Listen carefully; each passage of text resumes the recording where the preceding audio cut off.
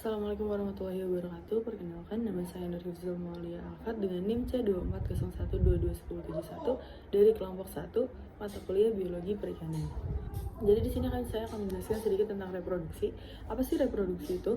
Reproduksi adalah proses bertemunya sel sperma dan sel telur yang mana akan membuahi dan akan membuat individu baru. Dalam mata kuliah ini, tentunya kita akan fokus kepada reproduksi perikanan. Reproduksi perikanan sendiri yang fokus kita bahas adalah reproduksi yang tanpa campur tangan manusia. Jadi, aspek biologi perikanan itu ada nisbah kelamin, tingkat kematangan gonad, dan indeks kematangan gonad. Aspek-aspek reproduksi biologi perikanan yang pertama ada nisbah kelamin atau yang disebut juga seks rasio, yaitu bagian dari jantan dan betina dalam populasi nilai dari proporsi berdasarkan jenis ikan yang diamati karena adanya perbedaan tingkah laku seks, kondisi lingkungan, dan penangkapan. Proporsi penting untuk melihat perbandingan rasio dari masing-masing jenis kelamin ikan yang ada di perairan. Pendugaan rasio ini kemudian dibutuhkan sebagai bahan pertimbangan dalam produksi, rekrutmen, dan konservasi sumber daya ikan tersebut. Tahap selanjutnya adalah dapat dilakukan proses estimasi dalam pengelolaan sumber daya untuk berkelanjutan. Yang kedua adalah tingkat kematangan gonad. TKG adalah tahap tertentu perkembangan gonad sebelum dan sesudah ikan memijah. TKG merupakan bagian terpenting dari konsep biologi perikanan. Informasi ini berguna untuk mengetahui perkembangan antara gonad yang masak dan stok yang ada di perairan, ukuran pemijahan, musim pemijahan, lama pemijahan dalam satu siklus.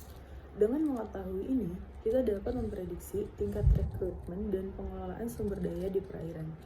Kematangan gonad tidak sama pada setiap ikan. Ikan yang periode tubuhnya pendek akan cepat mengalami kematangan.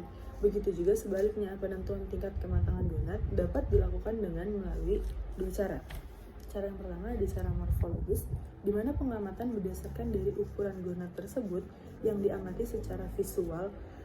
Model ini banyak dilakukan dan dipakai para peneliti, terutama pada ikan-ikan yang memiliki ukuran gonad yang besar. Karena gonad tersebut dapat dilihat dengan mata telanjang, sehingga memiliki kemudahan.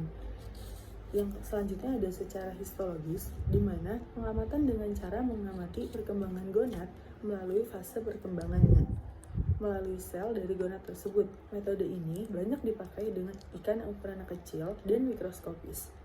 Metode ini lebih teliti, tetapi memerlukan waktu yang lama sehingga kurang praktis untuk penelitian di lapangan. Selanjutnya ada indeks kematangan gonad. IKG adalah perbandingan dari berat gonad terhadap tubuh ikan. Nilai IKG sebenarnya bisa dijadikan untuk penentuan tingkat kematangan gonad, karena peningkatan IKG akan terjadi seiring dengan meningkatnya tingkat kematangan gonad.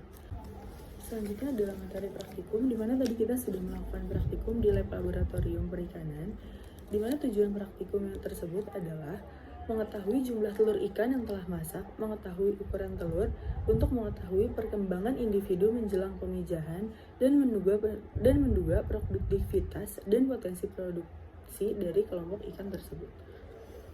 Alat dan bahannya adalah mikroskop, timbangan digital, kain lab, kamera digital, cawan petri, kertas label dan spidol, botol sampel, trash bag, alat bedah, dan formalin serta alkohol. Selanjutnya ada ikan segar, kaca preparat, dan gelas ukur. Pada praktikum tadi kita menggunakan 3 cara. Cara yang pertama adalah metode kerja gravimetri, yaitu menimbang berat gonad terlebih dahulu, kemudian mengambil sebanyak 3 bagian, lalu menimbang gonad contoh dan menghitung jumlah telur yang ada pada gonad contoh tersebut. Metode yang kedua adalah volumetri. Metode ini dilakukan untuk mengukur volume gonadnya dengan memasukkan air ke dalam gelas ukur, kemudian mengambil sebagian gonad yang sudah dibagi 3 sebagai contoh, lalu dimasukkan ke dalam air tersebut dan dilihat berapa peningkatan dari gelas ukur tersebut. Peningkatan itu yang merupakan volume dari gonadnya.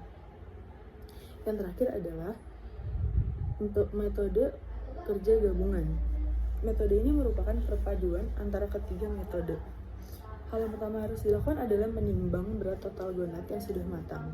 Selanjutnya akan dihitung, kemudian mengambil 3 bagian dari telur contoh secara acak dari satu gonad yang akan diamati, lalu menimbang seluruh gonad contoh tersebut atau menimbang seluruh 3 subgonad tadi yang udah dibagi, ditimbang satu-satu.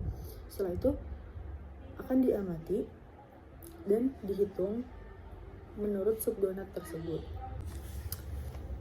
Sekian yang dapat saya sampaikan, kurang lebihnya mohon maaf. Wassalamualaikum warahmatullahi wabarakatuh.